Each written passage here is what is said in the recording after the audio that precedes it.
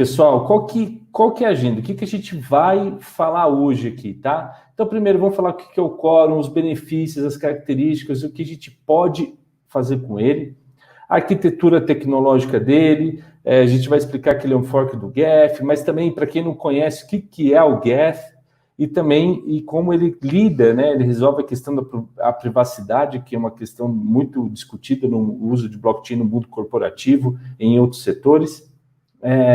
O que compõe o nó e como ele conversa com outros nós, como ele faz isso. Depois, a gente vai falar um pouquinho sobre os algoritmos de consenso que são suportados no Quorum.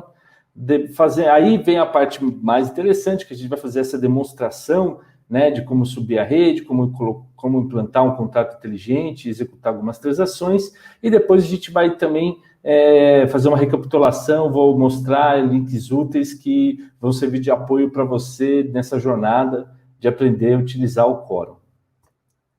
Então vamos lá, o que é o Quorum? Para a gente começar, para o começo de conversa, né? O Quorum é um conjunto de softwares, né? Eles são feitos para processar transações privadas ou públicas, porque também muita gente desconhece que você pode ter criar uma rede que as transações, os dados fluam publicamente, como no Ethereum, tá? Também com o Quorum.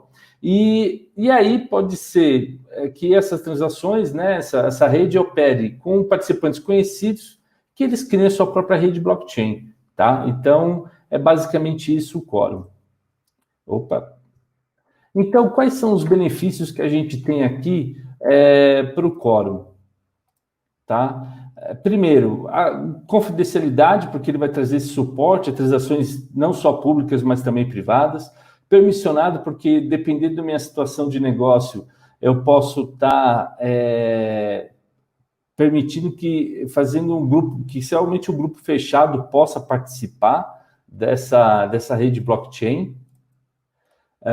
Depois, ela é descentralizada, então, às vezes eu posso ter parceiros de negócio que eles não tenham um mais importante que o outro. Então, essa descentralização é importante para que a gente possa ter negócios mais justos ou em qualidade quando eu estou falando de uma cadeia de negócios aí. Comunidade, que é legal, que o Quorum é de código aberto, então o Geth já é de código aberto, as outras coisas que o Quorum altera, ele faz os ajustes, outras ferramentas também é de código aberto. Então, se a sua empresa necessita customizar alguma coisa, no limiar, os seus próprios desenvolvedores podem ir lá editar o código e você criar features, características que façam sentido para a sua empresa, ou para o seu conglomerado de empresas, ou para o consórcio de empresas que você vai estar atuando. E ele é provado. O que a gente quer dizer com isso? É que, como ele é baseado no Geth, ou seja, e o Geth é o software de nó de Ethereum, né? O cliente de Ethereum mais utilizado na rede, né? Então, ou seja, você vai ter a segurança de que, poxa, se o Ethereum está suportando toda essa carga de transações, ainda mais agora com o advento do DeFi, você pode ter a tranquilidade que, poxa,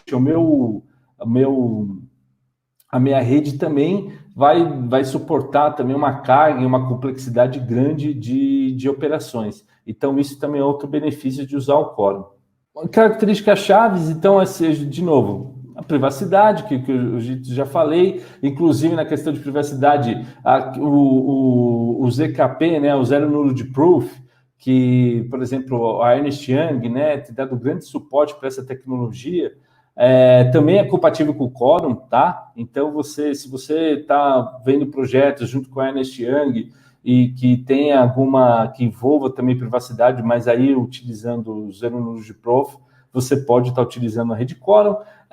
Como o algoritmo de consenso são algoritmos de consenso diferentes da rede Ethereum, então você tem uma alta taxa de performance, né, com um throughput alto, tá? Então, em média, você pode ter blocos gerados a cada 50 milissegundos. Então, isso garante você ter uma velocidade, né, e também uma capacidade da rede bem maior do que uma rede Ethereum tradicional.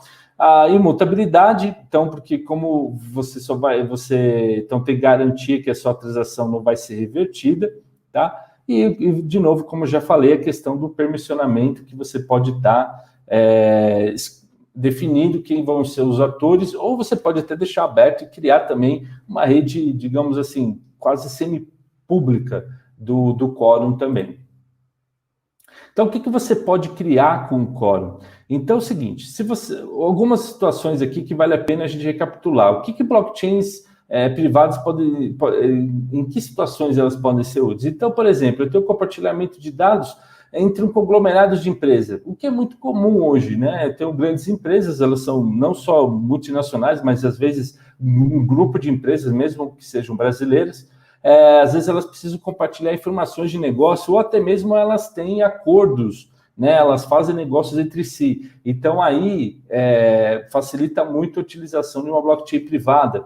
Dados e processos que também fazem parte de uma cadeia de negócio. Então, poxa, eu tenho aqui vários diferentes empresas, né? Que, por exemplo, de uma cadeia de produção, vamos supor, de vinho, poxa, eu tenho desde do produtor rural até mesmo né, com a sua vinícola, depois também eu tenho, né, a fábrica, depois eu posso ter um distribuidor, aí eu tenho lojista, enfim, são vários entes que às vezes eles podem ir num consórcio para facilitar a troca de informação, a previsibilidade, pode estar utilizando uma blockchain privada, e aonde, por exemplo, às vezes eu tenho, por força ou de lei, ou por uma força, uma situação de negócios, que eu possa ter, por exemplo, várias empresas, mas que elas ou são concorrentes, né? Ou de uma certa forma elas precisam auditar-se mutuamente. Há várias situações de que, às vezes, até por requisitos, por normas ou requisitos legais, isso é necessário. Então, aí eu não posso ter, digamos, uma guarda informação, somente uma empresa. Não, aquela informação precisa estar ali compartilhada entre todas as outras. Então, aí, como eu não tenho, como aí o quórum, né, como o blockchain é descentralizado, então isso fica facilitado, né, ele resolve essa situação onde eu preciso onde eu não tenho totalmente confiança nos outros entes da rede, tá? Então, aí a gente pode fazer o quê? Então, sistemas de gerenciamento de ativos, né, de cadeia de suprimentos industriais. Então, por exemplo, poxa, aquele negócio de gerenciamento de estoque é uma coisa que na indústria é uma dor. Poxa, saiu desse armazém, foi para o outro. Por exemplo, a gente está vendo isso muito no setor de saúde agora, com a Covid, porque, por exemplo, uma rede hospitalar, às vezes manda insumos, né, de insumos hospitalares de um hospital para outro, às vezes na emergência, depois se perde o estoque. Então, tudo isso, por exemplo, é uma situação onde uma blockchain resolve de um jeito muito rápido e fácil. Decisões multilaterais. Então, por exemplo, poxa, eu preciso trazer aqui governança, eu preciso registrar votações, registrar atos. Então, isso também é uma rede blockchain que tenha dentro da empresa, né, de um conglomerado muito grande. Isso o blockchain pode ajudar. Auditoria em tempo real. Então, a gente falando de governança de novo, então eu posso ter uma empresa, contratar uma empresa para me auditar e eu não preciso ficar lá, depois sofrer, né? Quem nunca, né? Quem já trabalha aqui com software de uma maneira mais corporativa, quem nunca teve que fazer sistema para gerar relatórios para auditoria? Então, com uma rede, se você criar uma rede e blockchain e tiver os dados ali, é só o seu auditor plugar. E hoje, eu vou dizer, se tiver alguma empresa de auditoria que não sabe lidar com blockchain, que não sabe fazer parte, principalmente da rede do Ethereum, já vai começar a ficar fora do jogo. De novo, também registro de ativos, não só ativos digitais, mas outros tipos de ativos imobiliários. Isso também, blockchain pode ajudar muito. E a escrituração. Então, mesmo que seja um sistema contábil, isso também o blockchain pode ajudar muito, né? Principalmente contabilidades complexas, de novo, quando eu envolvo conglomerado de empresas, ou eu envolvo vários parceiros. De novo, vocês reparam que eu tenho falado muito de casos o quê? corporativos. Então, principalmente quando eu estou lidando, são empresas fazendo negócio com empresas, tá? Nesses casos, aí uma blockchain privada, né, permissionada, uma tecnologia como o Coro pode ser muito útil. E aí, e aí explicando, então, Jeff, mas o que é o Coro? Um Coro é uma cópia modificada com alguns ajustes, né, do Geth, tá? Ali é um fork. E o que é o Geth? O Geth é uma implementação, né, oficial de software, né, um cliente da rede Ethereum, desenvolvido usando o Go, né, que é uma outra linguagem open source criada pelo Google e que é uma linguagem muito performática. Assim, né, uma rede blockchain criada usando o Quorum, também você acaba recebendo todas as melhorias que acabam sendo feitas no client do Ethereum, né, no Geth, acabam de tempos em tempos, a equipe do Quorum acaba incorporando isso, trazendo essas melhorias do Geth para o Quorum, tá? E também, outra coisa que você ganha é o seguinte, se você já tem, por exemplo, você é um profissional, você, como eu, sabe trabalhar com os smart contracts em Solidity, você sabe criar aplicações descentralizadas, né? Usando, por exemplo, o MetaMask, ou usando outras bibliotecas como Ether.js, Web3.js.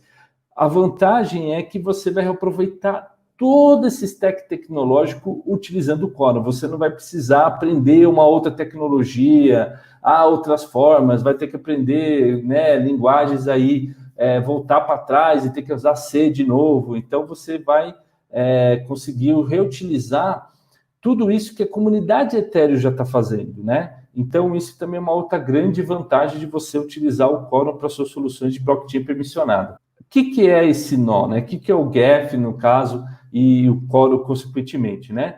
Então, para dizer que ele é um software que esse cliente, né, que ele vai fazer o quê? O papel dele é trocar informações com outros softwares, outros servidores instalados, né, outros softwares como ele, instalado em outras máquinas pela internet.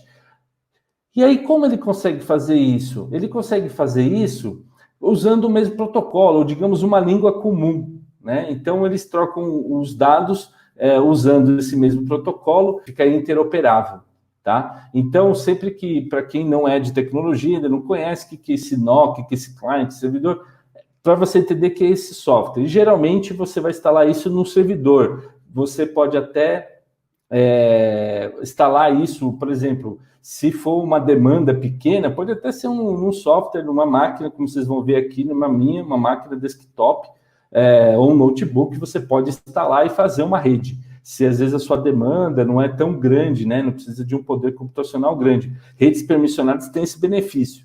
Agora, se você vai plugar numa rede já que já tem milhões de transações como no Ethereum, você vai precisar realmente de um servidor. Geralmente no ambiente corporativo, a gente sobe, né, a gente instala e inicia esses clientes, esses softwares num servidor, e aí você pode colocar hoje, por exemplo, o Azure da Microsoft dá um grande suporte ao Quorum, né? Você também pode instalar na AWS, você pode instalar, se você tem um requisito legal, você pode instalar até mesmo a local web provê um serviço de virtual server, você pode instalar ali e aí ter seus dados aqui, né, dentro dessa rede de servidores dentro do território nacional. A gente sabe que há algumas situações em que a legislação exige que tenha os dados fiquem no Brasil, então, por exemplo, você pode estar com o Quorum, está perfeitamente compliant com a legislação. O que faz a solução? O que o pessoal os arquitetos do Quorum criaram para fazer a solução dela única? Então, primeiro, você não tem a dependência de um nó central, então isso é uma vantagem feita em frente a outras tecnologias DLT, tá? Então, é uma vantagem. Você não precisa até de uma aplicação externa para você poder, em algum momento, até encriptografar as informações, isso já faz parte ali do ecossistema do Quorum. Também aí você, como falei, você pode estar utilizando até tecnologias de zero knowledge proof.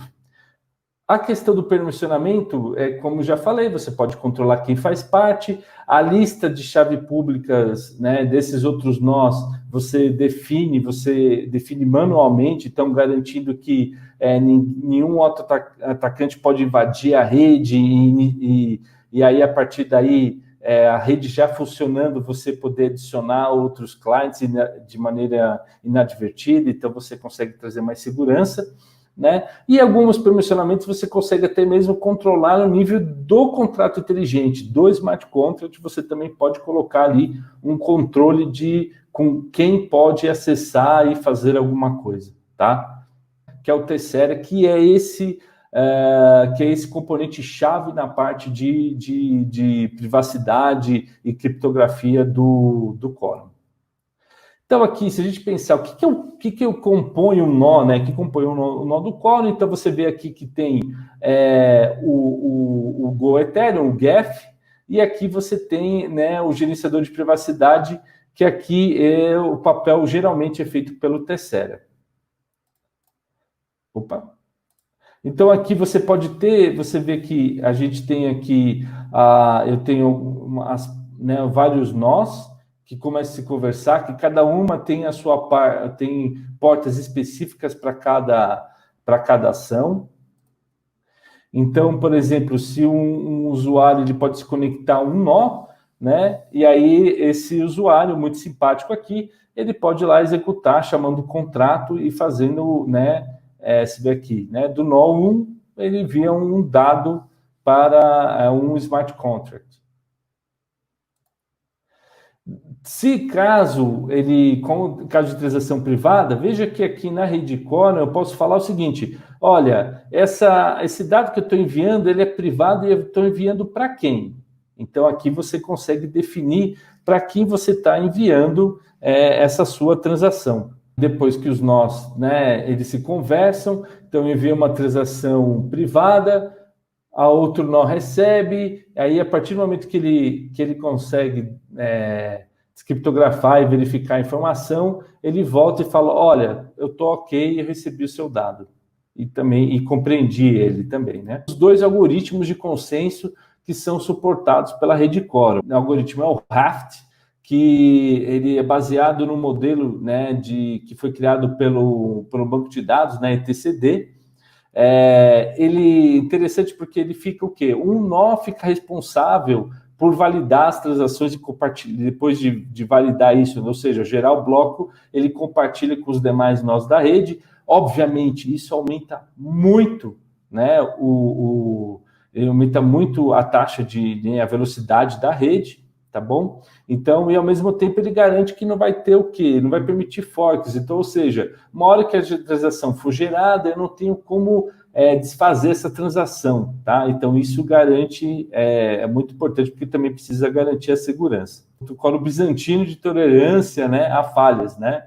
Istambul. Então, esse é aquele tradicional onde que a gente, né, brinca aquele algoritmo dos generais bizantinos. Então, é aí que pelo menos eu elejo ali os nós que vão validar, passando para a validação de 3 nós, aquele bloco ele é considerado válido na rede, tá? Então, todos eles têm que ter o mesmo bloco Gênesis, e aí segue isso. Então, é como se eu tivesse, como em algumas outras redes blockchain, os famosos masternodes, né? Então, a gente coloca... então, isso aí é o quê? No fundo, é o método de consensos BFT, tá? Mas só para vocês entenderem que ou é o Raft ou é o Istambul BFT, que são os algoritmos de consenso suportados pelo Quorum. Algumas ferramentas, além do próprio GEF, né, que você pode estar utilizando, uma que a gente vai ver hoje, que é o Cakeshop, que a ferramenta é o Block Explorer, né, o explorador de blocos, que você pode ver alguns dados das transações dentro da rede Quorum, criado criado e mantido pela próprio pessoal da JP Morgan. Vale lembrar que ele não é único, tá? Eu posso até colocar outros blocos Explorer também, ou criar o meu próprio se eu quiser.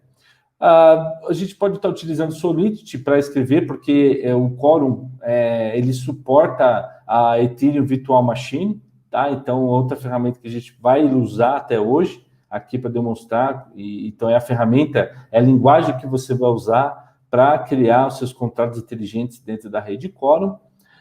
Tem alguns aqui, alguns scripts que facilitam, né, que já tem algumas coisas para te ajudar. Se você vai falar, poxa, eu preciso, na minha empresa a gente usa o Azure, né? Então, poxa, como eu posso subir nós? Dá uma olhada nesse repositório, tem aí alguns scripts, ou até mesmo para você subir usando containers, né, Docker.